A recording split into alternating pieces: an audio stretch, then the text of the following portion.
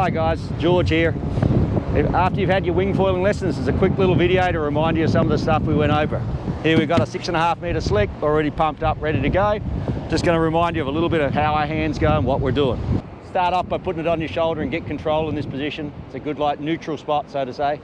Gives you the ability to point upwind with your board if you're on your board, control things and not get out of control. Not above your head, not on the water, trying to get it on your shoulder. Practice putting it on your shoulder, so if you're kneeling down on the board, you can get control in this position before you start to talk about climbing up onto your feet and getting going.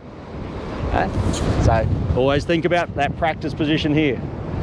Next thing you want to remember, it's a wing, it's supposed to be up, it's not a windsurf sail, not supposed to be in the water. Keep it above you a bit, control that angle the whole time. Practicing walking on the beach, controlling our wing, going across the wind. Keeping our wing above us, not down in the water. This is what everybody seems to want to do. The wing, you are not tall enough to keep it out the water. It is a wing creating lift, not just a sail. Changing hands to the other side. You can see again, it's up. That's where my power is. We only have 8 to 10 knots and I can already feel enough power to go on this right now. Then we talk about riding, we talk about bringing the wing above our head, feeling the power, starting to get that pumping sort of feeling. Now you'll notice I'm not just pulling the backhand, both hands are working here. If I pump, pumping both, controlling my wing, going upwind, not downwind towards the back of the wing. I don't want you practicing walking downwind. Everybody goes downwind too much with this sport. Think about going upwind and controlling it. You can see here, I'm looking this direction. The wing is swung behind me and I'm ready to go upwind.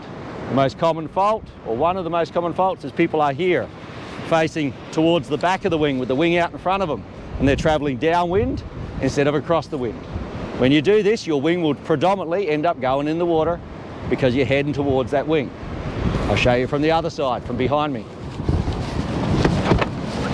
Cool, correct position, I'm facing upwind, me and my wing are going. Facing towards my wing, going downwind, losing control. The other thing people are doing wrong is they're pulling too much on this backhand.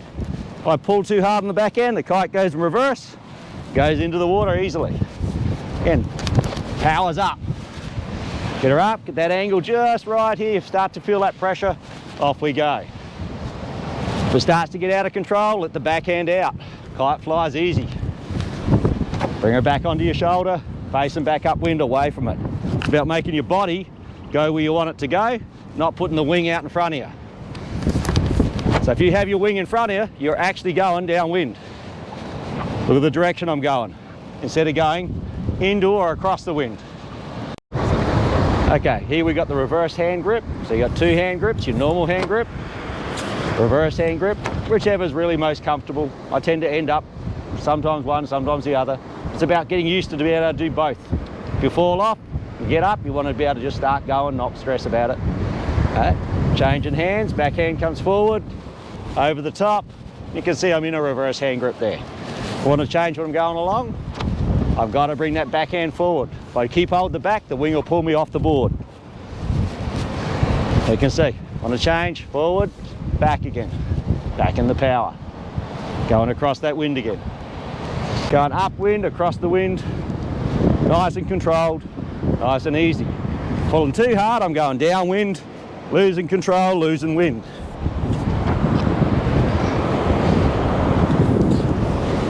Up and across. So during the lesson you would have practiced on the beach, simply walking with your wing, controlling, trying to keep it downwind of you and your body facing upwind.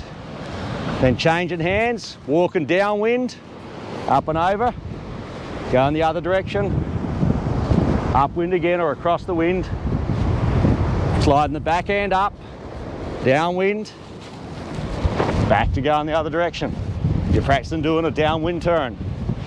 We've practiced so far, practiced moving our wing, controlling it in the wind.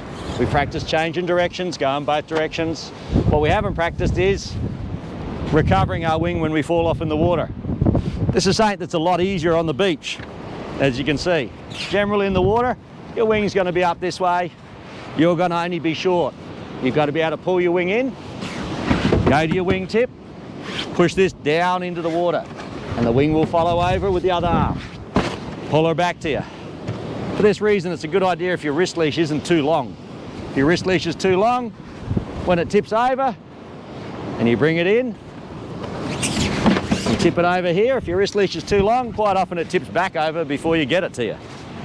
So just be aware, if you're consistently having troubles, you might be using the wrong wrist leash.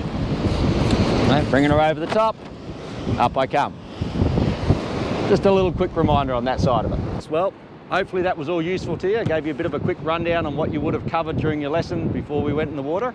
But this is just really, it's a reminder for those guys who've done lessons and for people who haven't done lessons who find it interesting to see what we've been teaching. Just remember, practice with your wing, get control of it. You don't have to be in the water. It's about learning to fly this wing properly. If you can't fly the wing properly, pretty hard to get going on the foil. Hopefully you found that interesting, and we'll see you next time.